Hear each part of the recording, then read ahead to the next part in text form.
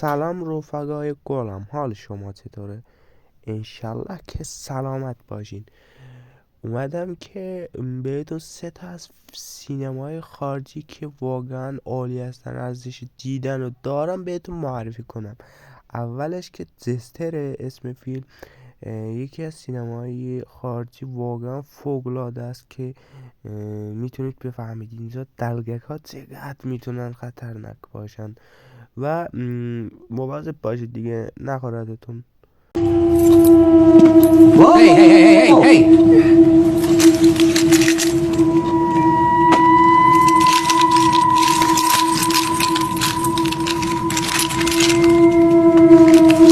All right, buddy.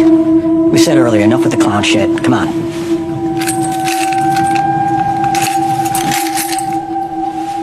All right, buddy, outside. Come on, Halloween time. حالا بریم به این یکی فیلم که واقعا یه فیلم خیلی ترسناکه که هر آدمی مطمئنم که من خودم شخصا نتونستم نگاهش کنم. یعنی نگاه کردم حدودا 20 دقیقه، بعدش دیگه نتونستم. با خدا واقعا خیلی ترسناکه. کسایی که فیلم ترسناک دوست دارن حتما بهشون توصیه میکنم که برن و ببینن. عالیه این واقعا. حالا نگاش کنید. راستی اسم فیلمم هم که نوشتم هنگام مغرب. عالیه، حتما دانلودش کنید نگاه کنید. واو عالیه، من خودم که میترسم.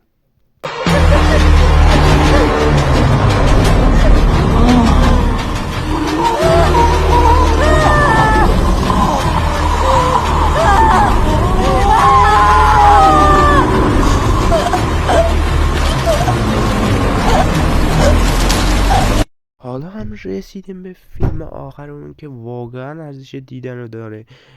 اسم فیلم مرد شمالیه که اون بالا نوشتم. واقعا یه فیلم خیلی خفن. این مرد جوون که خیلی سختی کشیده، پدرش و برادرش کشت.